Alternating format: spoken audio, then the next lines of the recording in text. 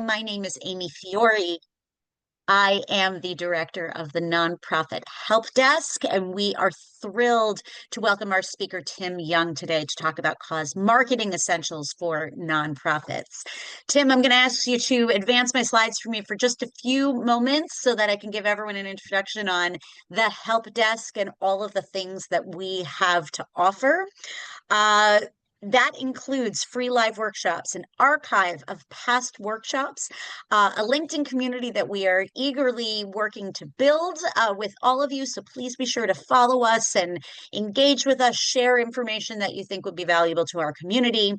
And then, of course, free expert support, if you don't mind advancing the slide for me. Everything about our organization can be found at nphd.org. This is just an example of the types of workshops that we are running. We do a combination of focused workshops for discretionary New York City funding. We have already started announcing some of those. The majority of them typically come up around January, February as we get into funding time. But as there's lots of prep that needs to happen, we actually start as early as next month to start introducing what you might need to do to be ready for New York City funding.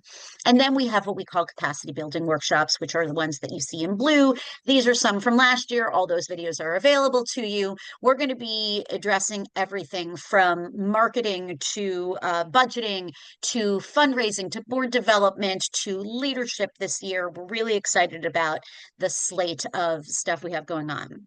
The other thing that is true about us is we are truly also a help desk. You can go to nphd.org, fill out a form that tells us specifically what the help is that you need.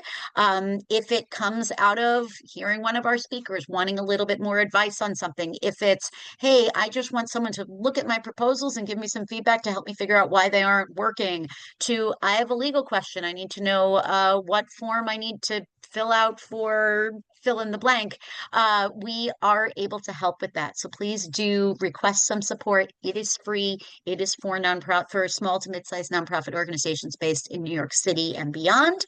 And we want to hear from you. But I want you to stop hearing from me because I'm not the person you're here to see today. That is Tim Young. And so I hand the mic over to you, Tim. Hello, everyone. Thank you for having me. And Amy, thank you for the wonderful introduction.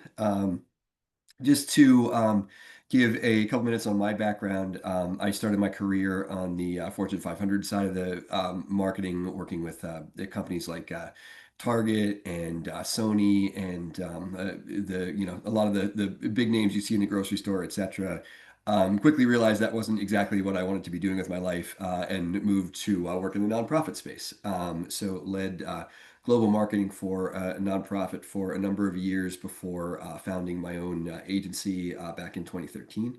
And we do a lot of work with nonprofits, both local, national, international, groups like the National Kidney Foundation.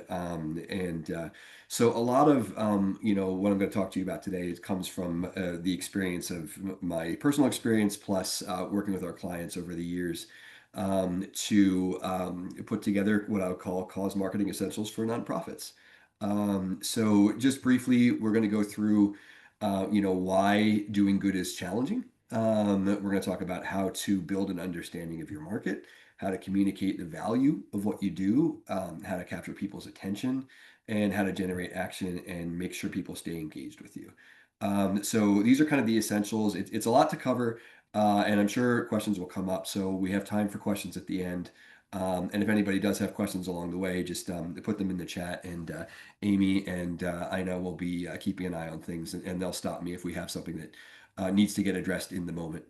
Without further ado, let's jump in. So I always like to start with why good is hard.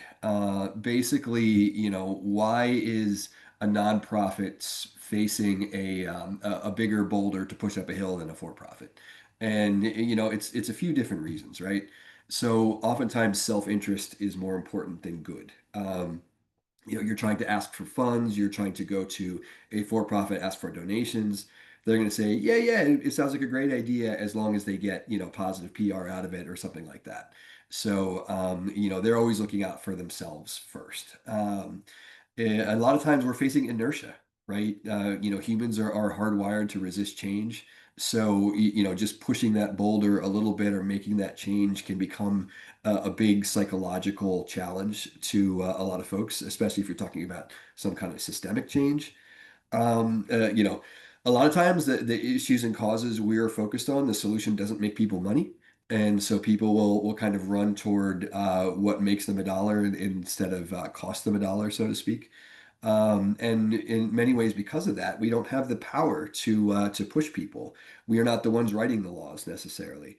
We are not the ones who are offering jobs for what we do. So we can't force people to do the good that we're trying to do. And a lot of that comes back to a issue with clarities and value proposition. Value proposition is in the marketing world really a conversation about what you're giving in exchange for what you get. So, a lot of times it could be a product that I purchased, that I get value from that product. But in our world, it's really what value am I receiving if I'm going to donate my time or my money or help you out in some other way to your cause? And that's what we're really going to be talking about today. And the reason why I want to talk about it is this incredible machine in front of you right here. So if you don't recognize this sleek, streamlined vehicle, this is the very first Prius. So if you remember, this was back in the mid to late 90s when Prius came out. You remember it had the kind of like that swept back bullet styling and it had the wheel covers on it. But they didn't look like that originally. And they didn't look like that originally because Toyota, when it did its work on the value proposition for the Prius, it thought that its target market was environmentally conscious people who wanted to really take a step toward reducing global warming and reducing their usage of fossil fuels. And what they actually ran into when they started selling this thing was that because it was new technology, it cost a lot more than people were willing to spend for a car that looked like this with basically an underpowered smaller car. And the people that Toyota thought were the actual buyers of this thing, the environmentally conscious people, they didn't want to spend any money on a car at all because these people viewed a purchase of a vehicle as an expense that would hurt the environment. So they were much more likely to take a bus or live in a city where they didn't have to rely on owning a car. So, Toyota's value proposition for the Prius in its first year, I think it sold less than 3,000 units, something like that. And if they wouldn't have made some radical changes, we might not even have hybrid vehicles today. So Toyota realized that they had to cut the price of this thing. They cut the price because the dealers weren't willing to take shipments of it because nobody was buying it, so it would just sit on their lot and be sold at a loss. So Toyota cut the price of these things and they changed the styling because they realized that people actually wanted to convey that they were using a new piece of technology as opposed to the environmental side where they thought they would find their market. So that's why you see the Priuses with their kind of like swept back look today and a little bit more futuristic than this example. And that's the way I want you guys to think about your markets, your causes. We might have the best intention. We might have a cause that is a no-brainer. Everybody should support it, but we still need to go out there and convince everybody else. And we need to convince them to take time out of their day, to take money out of their wallet and help us and support us. And that's what we're really going to be talking about. And that process starts with building market understanding. Another way to think of this is market research. So if your nonprofit is starting out, if you're trying to figure out a way to support your cause, you want to know first off if it's viable, if other people see the world the same way you do. And the way you do that is you define who you think is going to be interested in your cause. You go out and have conversations with them about your issue. Hey, I feel that recycling is really important. Do you think the same thing? Then you want to research your competitors. I have competitors in quotes here because oftentimes when we are at a nonprofit or supporting a cause, we don't think of competitors necessarily, but in reality, there's only so much time and money everybody has in a given day, week, month, year. And so you want to be thinking about what am I competing against when I'm asking for some of that time and money? And then finally, you want to use the information you find from this process to build that initial value proposition. And we'll talk about this in a second, but build the conversation that you're going out to the market with to capture their attention and to get some traction. If you've ever heard the term minimum viable product, MVP, it's used in software a lot, but it's the same thing for what we do. Um, you're trying to understand what is that kernel that is really going to drive change in my market. So let's talk about defining your audience a little bit. We define our audience in a few different ways. The first is demographics, which is anything you can objectively measure. Zip code, income, school district, all of that kind of stuff. Age, race, etc. Psychographics are in a lot of ways more important when it comes to your value proposition. Psychographics are how people think. So if you think back to that Prius example, right? The folks who Toyota thought would buy a Prius, actually, their psychographics all pointed to, of course, I would never buy a car. I'm going to drive the car I have until it dies because a car is, an environmental hazard, not something I want to add to my life. So psychographics are in a lot of ways more important to our value proposition, as are what we call pain points. So the cause that you're supporting, how is it impacting people on a given day? Um, is it making life harder for them? Is it hurting their loved ones? Is it making the air dirty or the ocean dirty? Anything like that. You want to think about your pain points there. Excuse me. I'm also getting over a cold, so I normally don't sound like this, but apologize for bearing with me here. Finally, when you're defining your audience, you want to know where they go for their information. How are they finding out about the solutions to those pain points we just identified? Um, so when we do this kind of market research, when we're starting out, building up a cause or a potential solution, here are some of the questions that we ask. Everybody is a little bit different, but as you're talking to people who you think will be supporters for your cause, what's your biggest challenge? How are you solving it? Is it working for you? Is there something better you wish existed? And you want to use that information to get to, okay, here is the kind of niche that might exist for my cause or my nonprofit or my solution. And then once you ask those questions, it becomes time to figure out how to put that information into what we call that value proposition. So, how to communicate your value. You should know when we talk about communicating value, there's close to a century of research has been done on what motivates people, why people purchase certain products, why they take certain actions. You can find a lot of it in, some scientific journals out there, which is, what I look to when I look at this stuff. But bottom line, human motivation, we think that there are a lot more factors than sometimes there are. There are five motivators, I'll call them, that have been identified as core drivers of human behavior. The first is convenience. So, saving someone time, making it easy for someone to do something. Second is pretty self-explanatory. Cost, time or money are generally the easiest vectors to think about when we think of cost. Um, but we can also think of a price point from a standpoint of something very expensive might convey luxury, for example, which kind of leads us into attractiveness. Attractiveness is not necessarily looking like a supermodel. Attractiveness could be if you think about something like a pharmaceutical ad where they show somebody walking with their family along the beach and throwing a stick to their dog and it's a nice sunny day.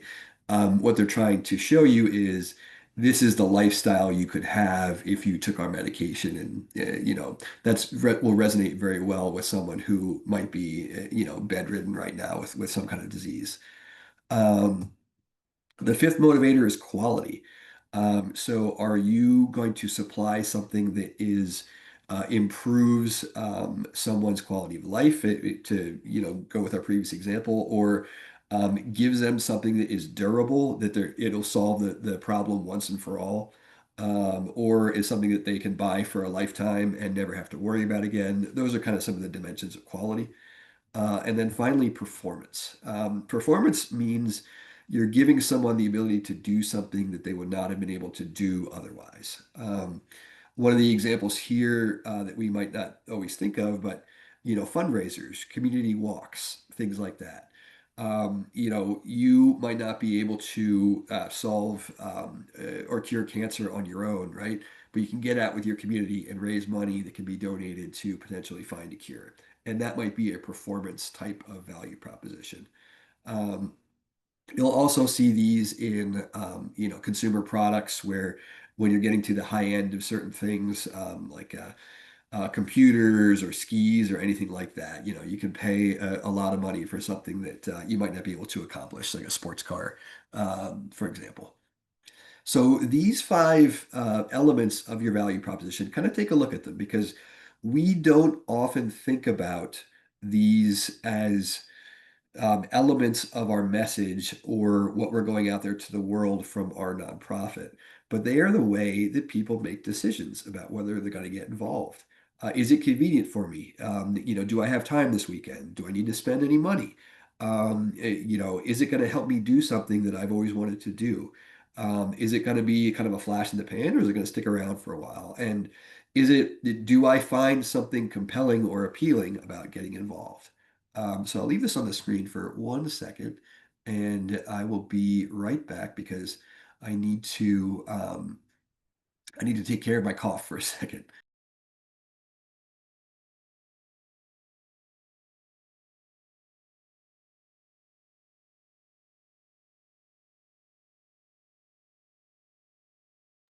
Okay, thank you for bearing with me. So these are the elements of the value proposition that we want to be thinking about as we put our message together, but we don't necessarily um, see them, mentioned exactly that way in the real world. So here, for example, are some brands that you're probably familiar with, and you can kind of see where they're going. What's Visa trying to sell to you right here? Convenience. Walmart, pretty clear. They're trying to sell you on cost. So these are ways that you're going to see those components show up in the real world. And it doesn't just show up in what you say or the tagline is underneath your logo. The most important parts of that value proposition are going to come before you ever get to your marketing language. They're going to come from things like your operations. We work with an organization here it's called the Village Concept. It supports seniors who are trying to age in their homes, and one of the things they do is they try to provide, convenient helpers to get people to doctor's appointments or to go shopping, and pick up their medications for them, that kind of thing. But convenience is a big issue for these folks because, sometimes they might need to get to the doctor quickly. And what that means is the nonprofit needs to set up its operations so that it always has a certain number of volunteers who are on call. It knows what its capacity is going to be for requests. It knows where those requests are going to come from, so it can have people close by. That's the kind of thing where you want to think about, really incorporating your value proposition in your organization as a whole. Again, it's not just marketing language. Second area would be performance metrics. So to use the previous example, how many requests did this nonprofit get? How many were fulfilled within 15 minutes or 30 minutes? How was the satisfaction with the service? Is it meeting those needs for convenience that the potential market, in this case, elderly seniors, is considering? So, again, the value proposition is not just marketing, it's kind of how you are structuring your organization, but it also is your marketing. So your branding, your outbound messaging is, basically designed to capture people's attention using those components of your value proposition. And we're going to talk about what that looks like right now. So how do we capture people's attention? If you went to business school or you have a background in marketing, you're probably familiar with this kind of model, the AIDA model. Marketing starts with awareness. We need to make people know that we exist. Then we need them to say that they're interested in us in some way. We need to push them along the path to potential action. But we're going to start with awareness at this point because it's the most critical piece of marketing is just letting people know you exist, letting them know you're out there. And there are a few, again, this is coming from a lot of science, but there are a few ways that are kind of tried and true for getting people's attention. I call the slide test your appeals because you might need to put out a lot of different messages to figure out what's going to capture people's attention. The most reliable is something that relies on emotion. Trying to catch people's attention with happiness, sadness, anything in between. We are emotional creatures and we are cued to pick up on the emotions of others. So if you are, working on your creative, on your ads, on your appeals, something that's designed to engender emotion is going to be a good bet. Curiosity is another one. I'm sure you've all seen the find out what happens next kind of taglines. People can't resist satisfying their curiosity. So any kind of intriguing questions, unexpected scenarios that people want to find out more about are great ways to generate awareness. A scarcity. Act now, time is running out. Get your copy before they're gone. Those kind of things are great ways to capture people's attention. Authority is a big one these days. Don't think of authority necessarily as a police officer. Think of it as someone who already has access to an audience. And that individual might be an influencer, a podcaster, it might be a politician, it might be a community organizer. But you're looking to get in front of the people who already have their audience's attention and get them to promote your message.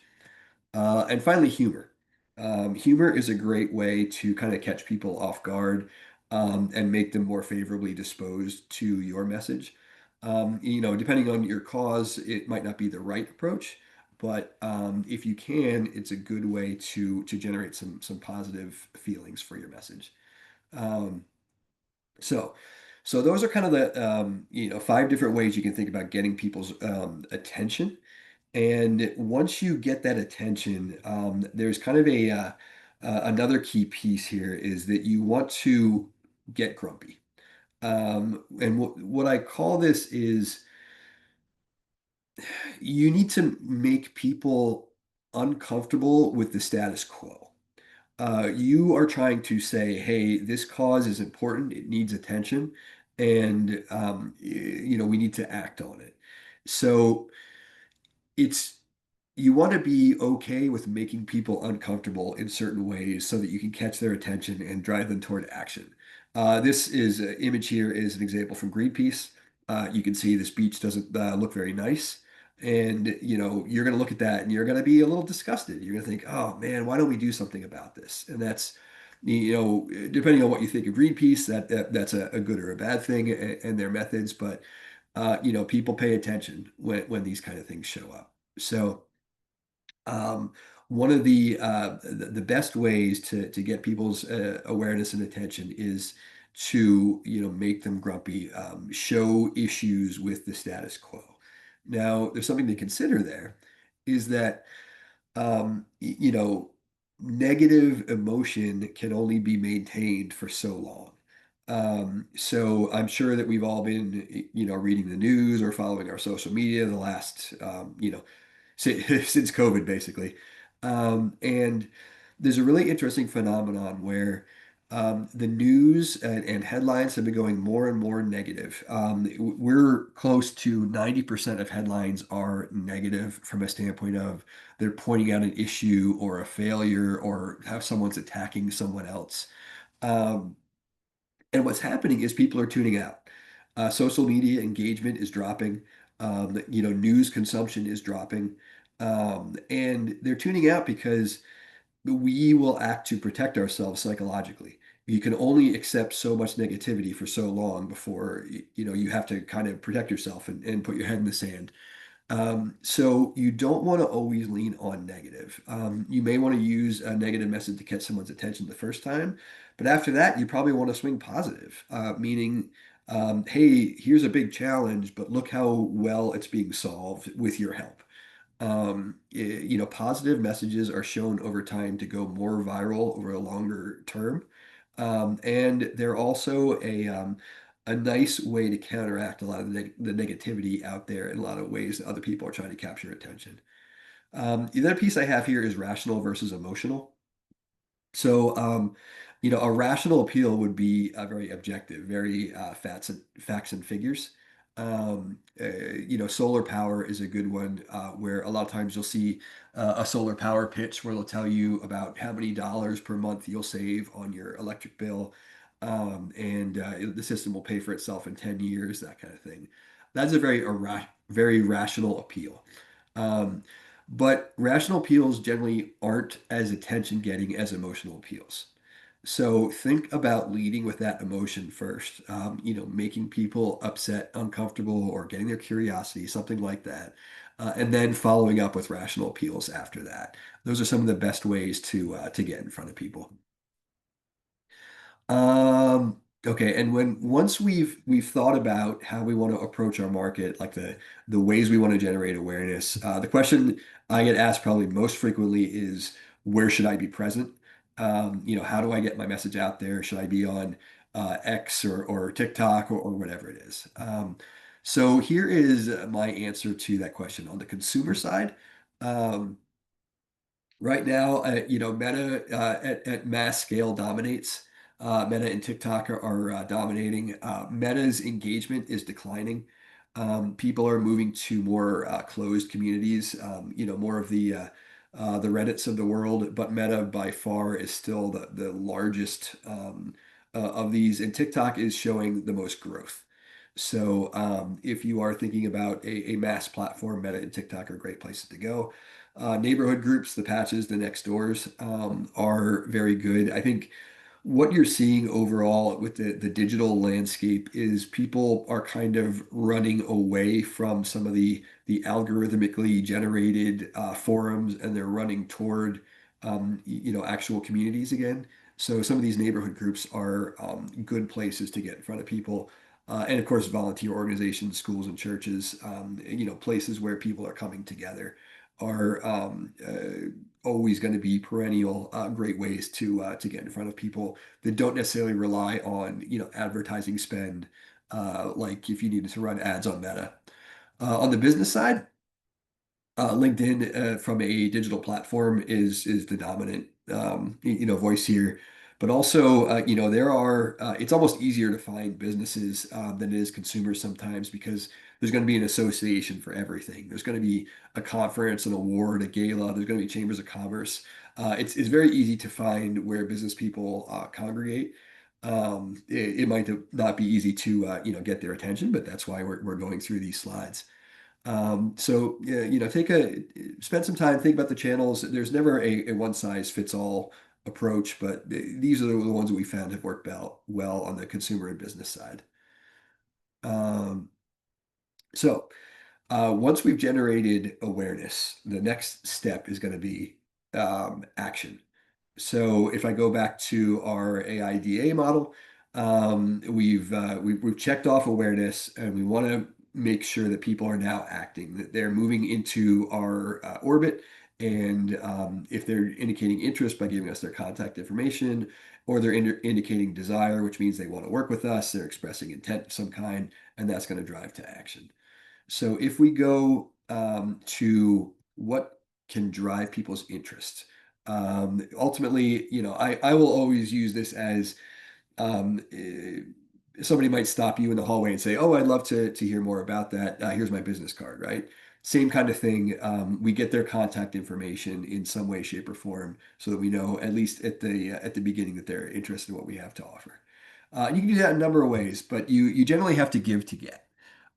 Some kind of offer and reward is to provide that initial, peek into the value proposition we discussed is always going to be the best way to do it. And that, I'm not talking about $100 gift card necessarily. I'm talking about like, oh, hey, now get connected with our community, or hey, here's a special gift, a free T-shirt, or a seat at, our award lunch, anything like that.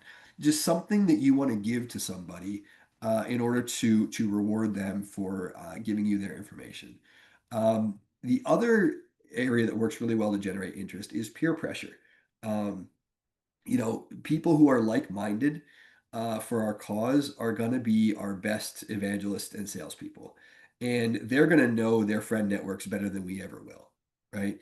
So if we can get enthusiasm, we can get a small group of people who are super amped up to be with us and supporting us out there, that's going to go a long, long way to give people their to let them go out and do the job of selling our organization better than we ever could.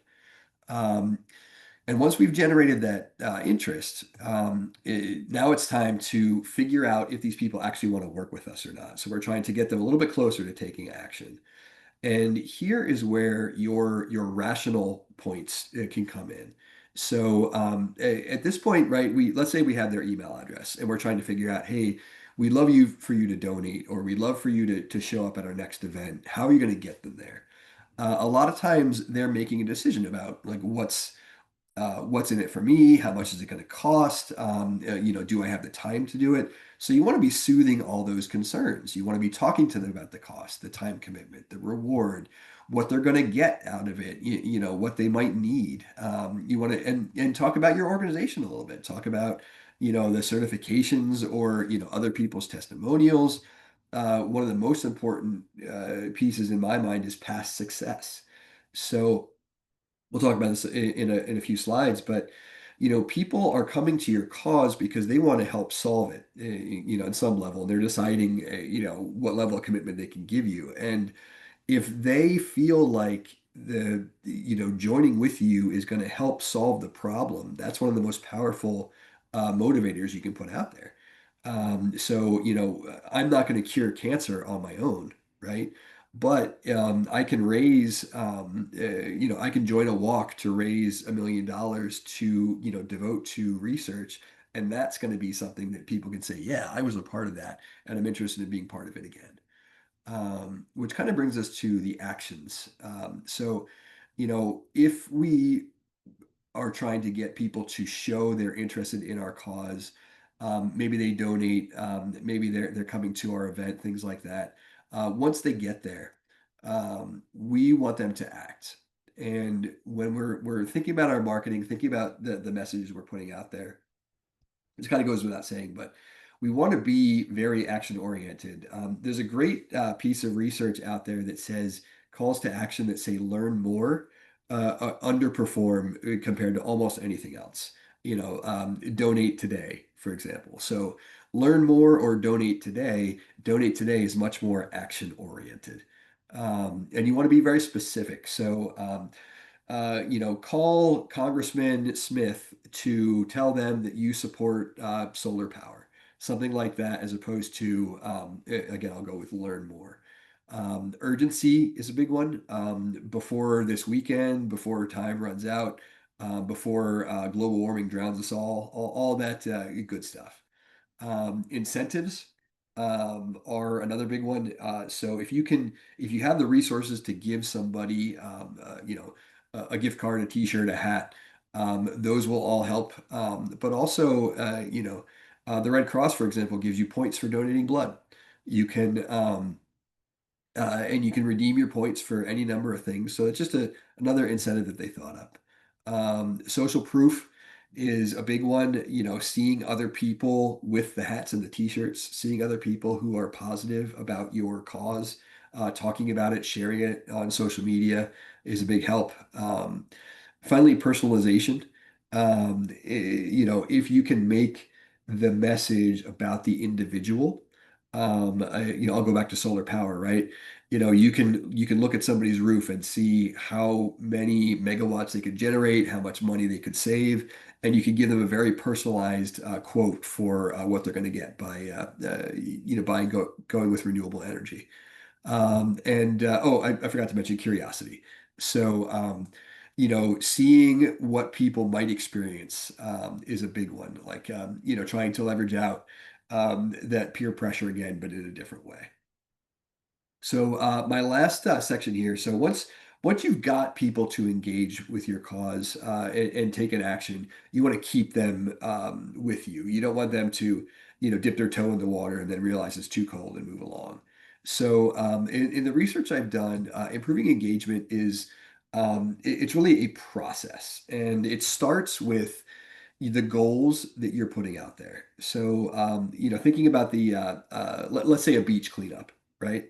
It might not be realistic to say we're going to keep plastic off the beach forever, right? But it might be realistic to say, hey, this weekend we're going to clean up these miles of beach. And that's easy, that's achievable. It's not something that's going to be demotivating because it'll never actually come to pass. But that's the kind of thing that, gives somebody, okay, this is achievable. I think we can get out there and do it. And then you got to reward the progress toward that goal. So if everybody gets out there and it's like, let's say it's cold, rainy day, but we're cleaning up the beach anyway, you want them to feel rewarded for their hard work. Because again, you are trying to generate some value for them. And that might be just a pat on the back and a nice hot lunch. Or it might be, something more significant like, tickets to a gala, things like that. But you want people to feel the reward because that's what they're coming to you for. They're coming to you for to receive some value of some kind. And if you can do that while building a sense of community, that's important because the community is what keeps people coming back. If your friend calls you up and says, "Hey, are you going to the beach cleanup this weekend?" If you have somebody who's posting on social media about it and about pictures of how much fun everybody had, that's again that social pressure that keeps people moving. And then it'll continually reinforce your value, but you also want to be telling people that you're making progress against what the challenge that they came to you for help solving. We know we're not going to stop global warming in a day, right? But if you can say something like we removed 1,000 pounds of carbon out of the atmosphere thanks to your efforts, you're showing that there's progress that's being made. And as you do that, if you can keep it fresh and purposeful. It's not easy to work on some of these causes month over month and year over year. You might feel like you're kind of yelling into the void, but the more you can do to change up your rewards, change up your goals for this month or this quarter. Make it fun. Think about that humor that we touched on that keeps people aware of things. That'll help keep people engaged with you as well. Um, so with that, we've got Amy, I'm going to turn it back over to you for fielding questions. But here's my information if you have questions, and I know we have questions from the group here. So I will, Amy, give it back over to you. And I'm not sure what questions have come up, but I'm here to help answer them. Excellent. Thank you, Tim. I'm actually going to remove the spotlight so that we can see one another and I can see any faces on here. I have a couple questions for you, Tim. We actually don't have any directly in the chat other than the question of will this be recorded? And the answer is yes, it has been and will be posted on NPHD in our past recording section. So while I'm asking some questions, we would love for everybody who has joined us, if you have any follow-up questions, please put them in the chat so that we can share them with everyone. We have a small enough group, if we need, if you also want to, you can do a hand raise and we can bring you up off of mute.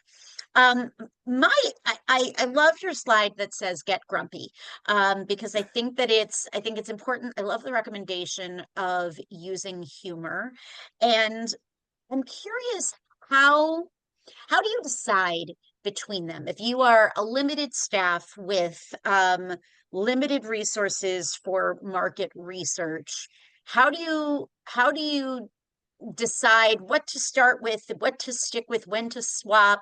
What are sort Yeah. of the simplest ways that that an organization can be doing, on the spot market research to help navigate what to do next? Yeah, great question. So on the consumer side, if you're going after individuals, I will often recommend doing a very small meta ad campaign. So when we do this at scale, we'll design out a bunch of different flights. We'll have flight A, flight B, flight C, and flight A might be okay. We're going to test a negative message, a grumpy message, right? Flight B might be we're going to test a positive message. And then flight C might, change the visuals. And so you don't need to spend, $1 million to do that. You can have one, $200 and do an ad campaign, and Meta will report back to you on what combinations of your creative and copy have given you the best traction. And I think that's a real easy, low cost way to do it. You don't need to pay money. You can do it the organic way, like say you post a negative post and a positive post and see which one gets better engagement. It's just a little slower sometimes depending on your resources and the number of followers you have. But that's a great way to do it on the consumer side. On the business side, and this would go well for consumers also, but email, right? Your subject lines, your calls to action in your emails. Same thing. You can most email systems let you do A/B testing in some way, shape, or form from the same email. So test a grumpy message and test a happy message, and see which one gets better open rates, and go from there. And also understand that this will probably change over time. One of the challenges with what we do is, every time you put something out there, it's diminishing returns if you're using the same message in the same way over time. So you will need to freshen it up, and your data is going to tell you at what point you'll need to do that. Got it. Thank you. I'm also curious, you mentioned reaching out to your neighborhood local communities, and interesting that Meta is going down. How do you find your local communities? Where do you begin with that? Where do you start? Yeah,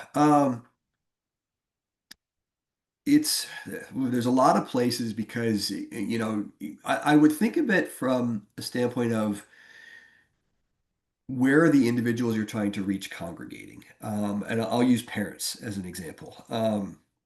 We work with a kids education school that does tutoring for kids with special needs, right? So they are trying to reach parents, and parent. Where are you going to find parents? We're going to find parents at schools, and you're going to find parents at school events. So to talk to find out when those school events are happening, they're looking at the various local schools in their target zip codes, and looking for the school calendars. They're also trying to build relationships with the school guidance counselors and things like that. So that's one example. I don't know if in your communities if Patch or Nextdoor are very common. They're big. I'm outside the DC area, and they're pretty popular here. So that's a great way to find like a neighborhood of people. Also, I don't know how in depth everyone gets on Reddit, but some local communities will have a good, community, community, I guess, on Reddit. That's another place to go. There are any number of ways. It's a combination of Google. Getting onto the patches and next doors and just searching maybe for your zip code, for your neighborhood name. And then, asking around a lot of times is a great way to do it. There are a ton of parent groups that may know something about, getting in touch with another, organization for teachers or something like that. If you're working with older folks, there are a lot of AARP resources, for example, that they've done a lot of good job building local communities. So it's a little bit of Google, it's a little bit of like looking through the digital networks to see what you can find. But I think that would be my best advice. Thank you for that. And I'll ask one more question. If anyone else on the Zoom today has any specific questions, please do put them into the chat. My last question for you, helping them to feel the reward. I sometimes with the nonprofits that I'm working with, there's a wide spectrum. Some of them will buy a T-shirt for every single person, and it takes a lot of their budget, and then they have to deal with sizing, all that kind of stuff. Yep. And then some are very much on the other end, where they say, I don't want to. I don't want to, I don't want any of my budget to go towards incentives whatsoever. People should give because they should give. I am the point system that you mentioned for the American Red Cross. I'm curious, how often do those actually get used? Or is it the idea of I have earned a reward, and the idea of earning the reward and actually redeeming the reward, are those typically different things? How much investment do you think nonprofit organizations should put into those kinds of rewards? Yeah, great question. So whenever it's a question of t-shirts and hats and apparel and giveaways, I always approach it from a standpoint of, is this going to help you grow your cause, right? So we work with the Kidney Foundation, and I'm sure we're all familiar with like the kidney walks. So everybody there wearing a hat and a shirt about the National Kidney Foundation, right? You're going to see those hats and shirts worn out around in the community for years afterward. So they're going to keep, serving as a marketing vehicle. So it's a little reward. But if you think that everyone's just going to, throw it away and never wear it, then you want to think long and hard about whether you should give something like that. The rewards, everybody supports causes for slightly different reasons, right? And a lot of times the reward is not necessarily, you don't have to have a hat, a t-shirt, or the Red Cross. I think you can redeem your points for it's just like airline miles in a lot of ways, right? Um, the reward oftentimes is, hey, Tim Young have contributed to this cause, and here's how much good you specifically did. And a lot of times that is in a way more impactful. So that recognition, right? That, hey, you made a difference. And if you can do it in a personalized way, if you can have a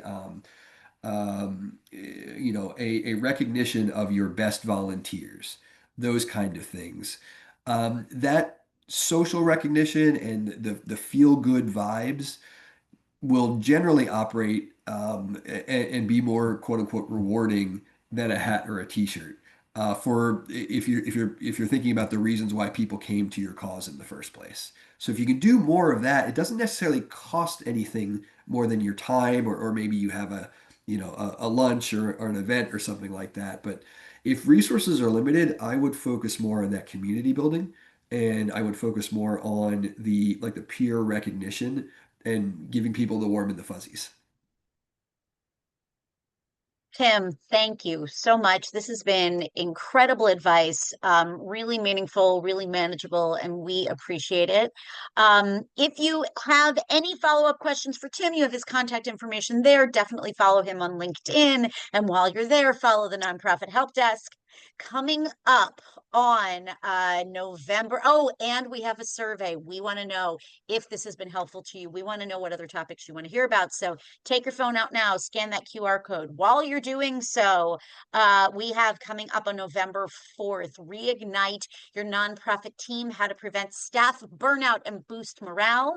That is the next free workshop that we have coming up. And we also have New York City Council discretionary funding. What is it and when to apply? That's coming up on November 13th. That's just a couple, but go to our website, NPHD, to see what else is on the roster. We really appreciate all of you taking the time to invest in your organizations today, because that's truly what this time is. Be in touch with us. We want to hear from you. And thank you all again. Thanks, everyone. Thanks, everyone.